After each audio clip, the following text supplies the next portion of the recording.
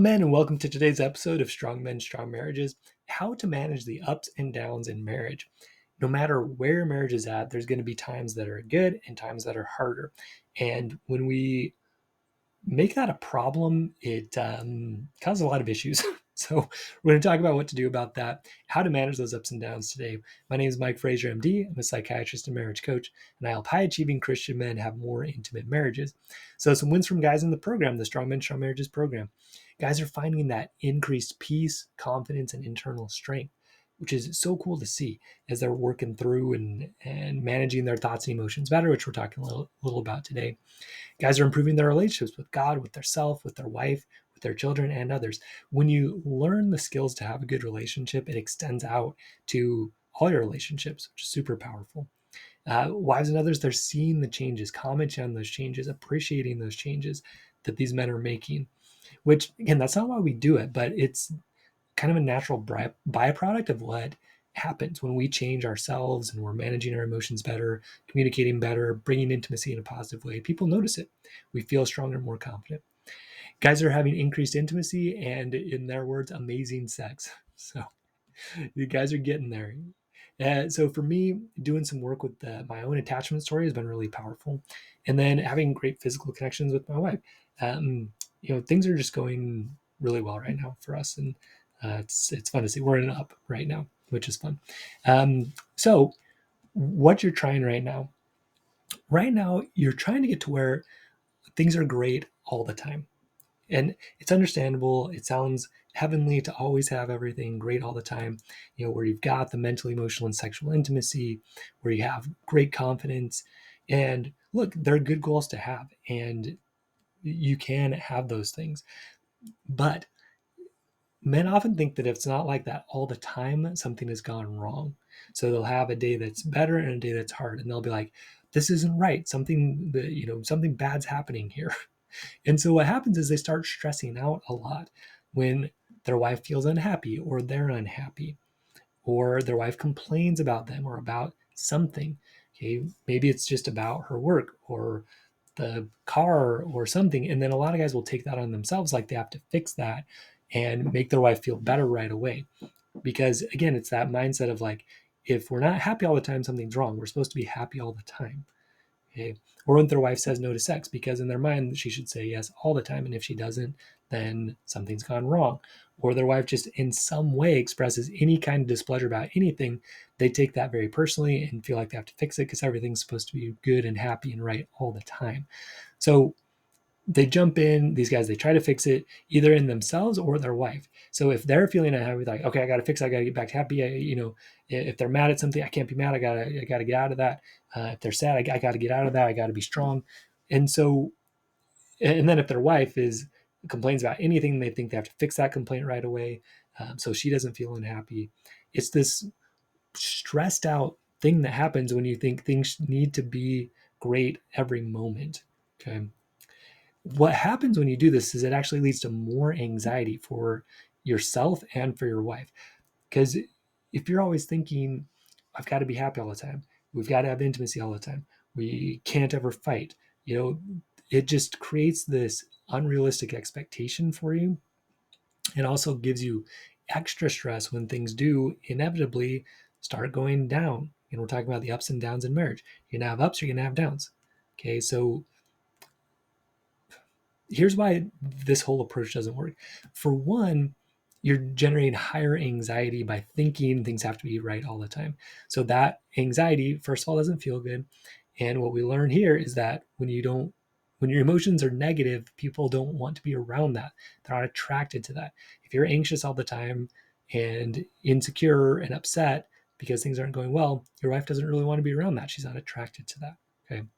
The other reason why this mindset doesn't work is having denial or fixing of negative emotions doesn't let them, quote unquote, process through you. Emotions, the word itself means movement. It's chemical and electrical things that are happening in your body. But if we try to push them away and don't allow ourselves to feel them and all the way through and kind of pass through us, it's almost like, it's a chemical and neurological thing, these emotions and feelings, hormonal, right? All of that stuff's happening. But to me, I think there's also a spiritual element to this where that anger or sadness or whatever, it just has to kind of pass through us.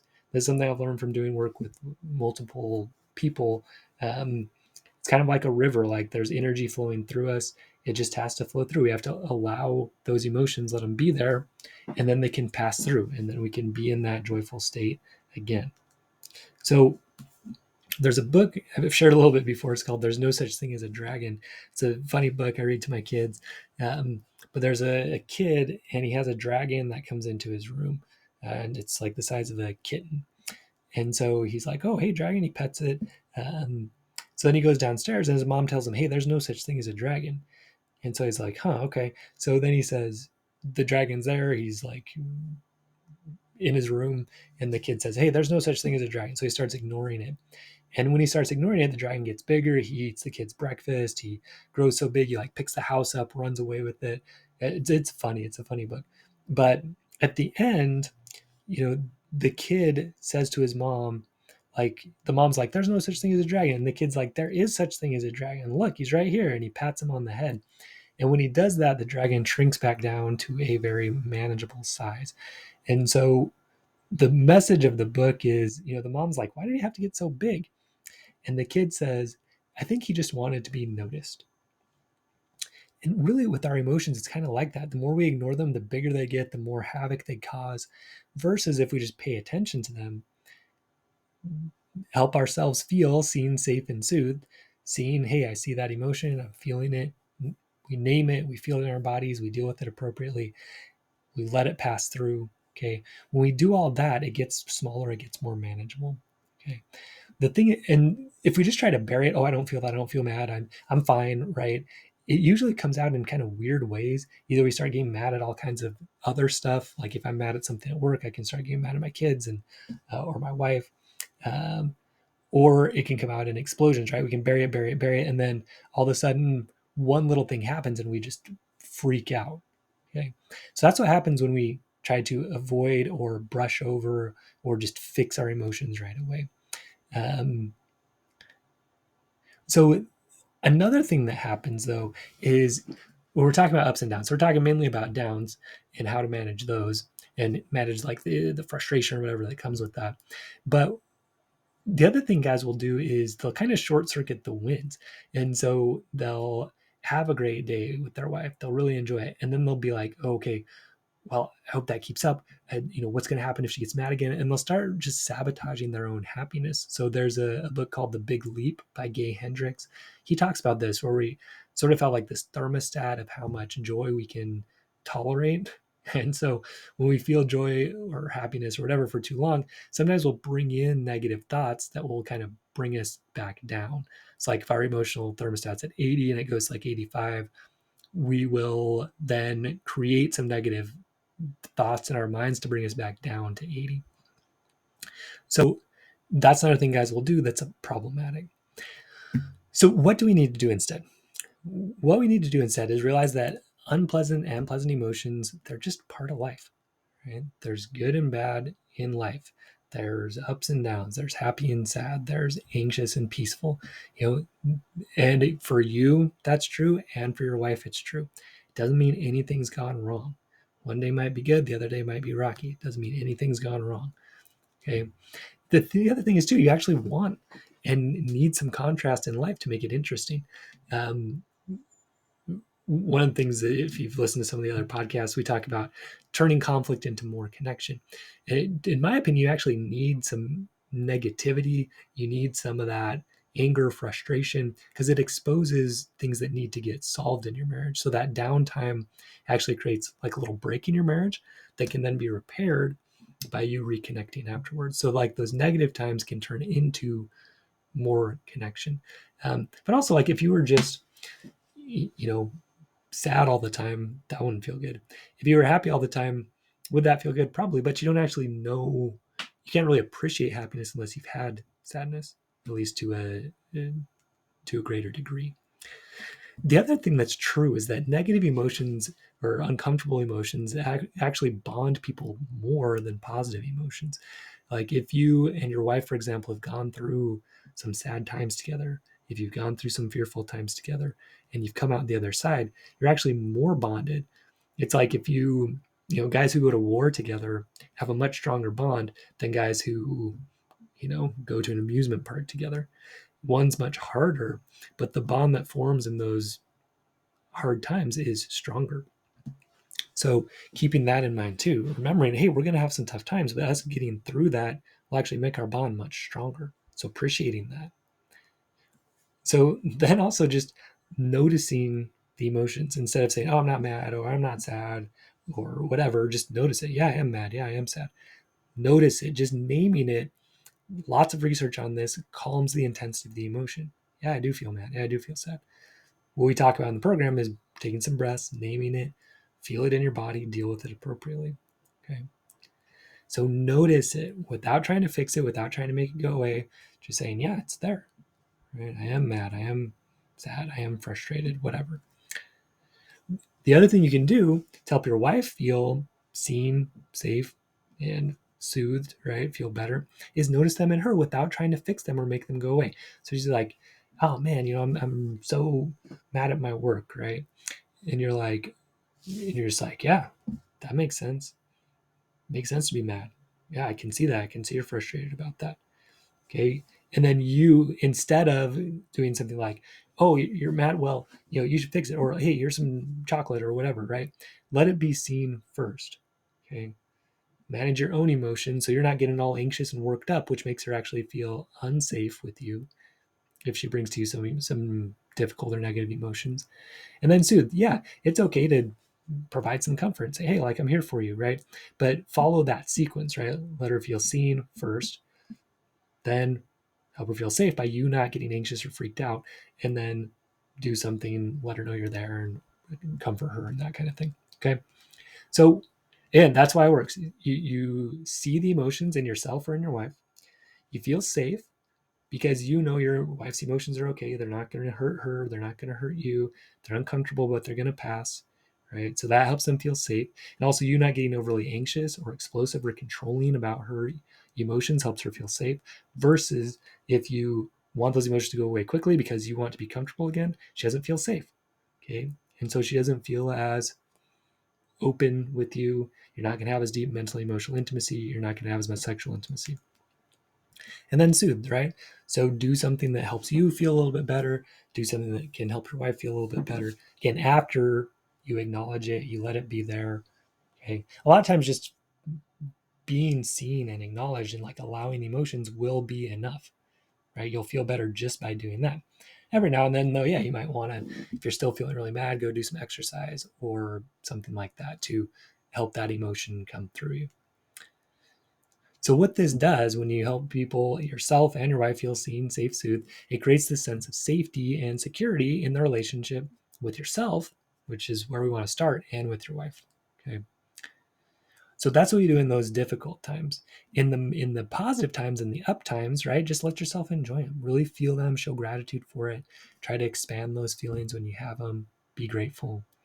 And yeah, instead of being like, oh, like what's going to happen next and kind of sabotaging your own happiness. So as a summary, ups and downs are normal and actually necessary and important in marriage. The down times help you appreciate the good times. They bond you. Okay, they're little breaks that result in more connection. I like to use the example of working out. You actually break your muscle fibers a little bit when you do that, and then they regrow stronger. Those conflicts, those hard times, if you will repair after, actually make your marriage stronger. So just understand ups and downs are normal. Stop freaking out about it. Okay, just appreciate that that's going to happen. The more you try to fix your emotions or push them away, the bigger they get. Remember that story of the dragon, right? It gets bigger and bigger the more you say, oh, it's not there, it's not there. So the other thing that happens is, when you're pushing away those emotions or trying to fix them right away, again, you feel less safe with yourself because you're not letting yourself be seen or safe, and you're not managing your emotions well. And your wife and kids don't really feel safe with you either because you're trying to fix them or control them to get rid of that negative emotion for them so you can feel better. So instead, notice the emotions, name them, feel them, deal with them appropriately. Again, this helps you feel seen, safe, soothed, and create that secure relationship. And often just noticing them and being there with them, that's all you need, whether with yourself or with your wife. Yeah, I see that you're upset. I'm here for you. To yourself, yeah, I see that you're upset. I'm here for you. Okay. What do you need? Let yourself feel it. Okay. And then let yourself do something to feel better. Because sometimes people will what's called buffer, and that means they will like have a negative emotion and like try to soothe it by eating ice cream or watching pornography or whatever. You do get a dopamine release and it does calm that emotion. However, it's not a long-term fix, right? Because that sadness or whatever, it needs to be felt and seen and processed through you completely, um, to really be resolved. If you just keep masking, it's just going to come out stronger later. Okay. So see it, feel it, let it be there, realize nothing's gone wrong. Same thing with your wife, treat her that way. Nothing's gone wrong when you have ups and downs. And then when you do have those good moments, enjoy them. Let yourself enjoy them. Okay. So to do this, the skills you need is the ability to manage your emotions securely, to manage your emotions well. Just talked with a guy today that he said that's been one of his favorite parts of the program is that he's learning to do that better. And like this, we're talking about the emotional part of it, but there's a thought part of it too that we have to dig into and figure out what thoughts are we carrying around that are generating these emotions. Okay. And do we need to adjust those? Or sometimes not, right? Sometimes we just need to feel sad and that's okay. Or sometimes we just feel mad and that's okay. You also need self worth to allow yourself to enjoy the good moments. Some guys won't let themselves feel good because they feel they aren't worth it. They feel like they need to be ready for the next problem that comes up, that kind of thing. The other thing you need to be able to do is know that ups and downs are normal and how to manage those ups and downs without spinning. So this is what we learn really well in the program is how do you stay steady through the ups and downs that will happen in your marriage. And again, that helps you feel safe, that helps your wife feel safe. Women typically have a little bit more ups and downs in their emotions. So if you can manage yours and you can be a safe place for hers, now you're a strong, attractive guy, right? If you're freaking out and trying to fix your emotions all the time, now you're not very strong emotionally and you're not very attractive because you're anxious and upset all the time. Okay. So you also need the ability to communicate well with your wife so she feels safe in her emotions with you, being able to be with her in that instead of trying to fix it. So you can learn all this. We'll teach you all this in Strong Men, Strong Marriages. You come in, you're going to be working every day for 90 days to build these skills. So they become habits. We find your negative patterns, which is maybe like fixing emotions or freaking out when things aren't good. We're going to replace them with positive patterns like being able to manage your emotions well. Then you're going to practice them so they become a habit. So that's what we do every day in Strong Men, Strong Marriages, and we'd love to have you. So come visit strongmenstrongmarriages.com, apply to join. We'll let you know. You'll fill out an application. Then we'll get back to you with your best next steps about what will work best for you. So come visit strongmenstrongmarriages.com, apply to join. Stay strong, men. We'll see you next episode.